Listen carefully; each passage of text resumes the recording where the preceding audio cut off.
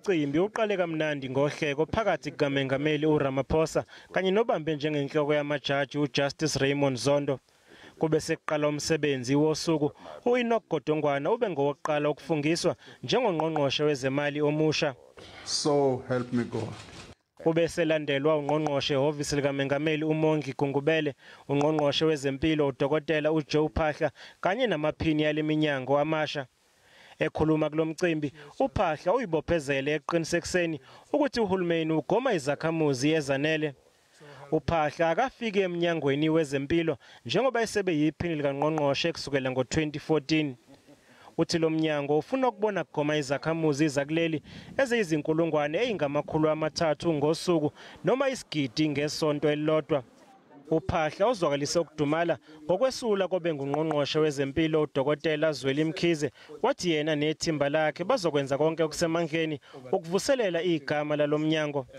Umkhize wesule izolo ngenxa yeyinsolo ethinta inkontileka eyahlinzekwa inkampani yezokuxhumana iDigital Vibes. Well, it was quite an unfortunate development which we know that has cast a dark cloud on the department. So we will do everything possible in terms of just assuring the public that indeed we're going to do everything by the book in line with all the regulations of procurement and other administrative and management rules. Ungqongqoshe ehhovisi likaMengameli uMongqongqoshe nongena esikhundleni sika Jackson Mthembu ongasekho usivikele isinqumo sikaMengameli sokufaka umnyango wezokuphepha kombuso ngaphansi kwehhovisi likaMengameli.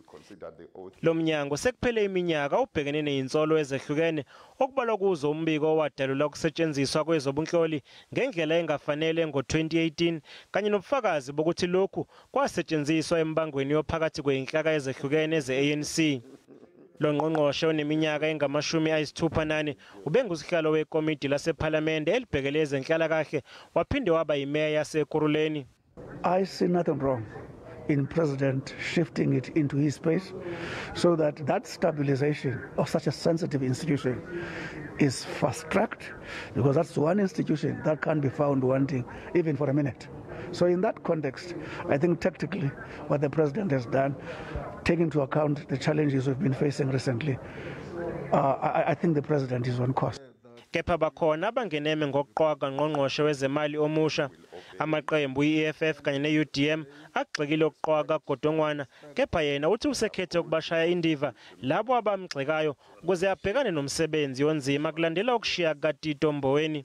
I'm familiar with that. You know, the people who are trying to resuscitate it, I don't know for what purpose.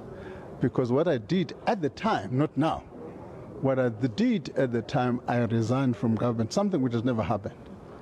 And after resigning, I dealt with that matter without tainting the office. Having dealt with it, I've managed to clear myself. Labo ngqongqoshe kanye namaphini yabo angeke besapholisa amaseko ukuze baqinisekise ukuthi benza umsebenzi abanikezwe wona ngendlela efanele.